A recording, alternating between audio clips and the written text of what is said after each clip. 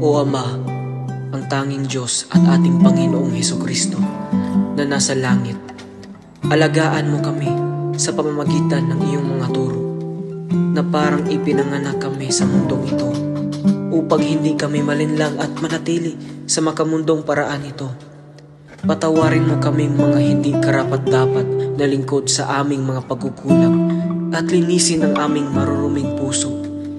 Naway ang ating layunin ay higit pa sa pansamantalang kayamanan na maaaring makuha sa mundong ito hanggang sa walang hanggang kayamanan na maaaring makuha sa kaharian ng Diyos.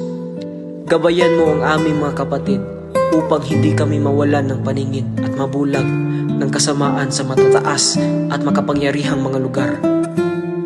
Ingatan mo kami, Panginoon, at maging kalakasan mo kami kapag ang sa amin lamang ay tiyak na manghihina.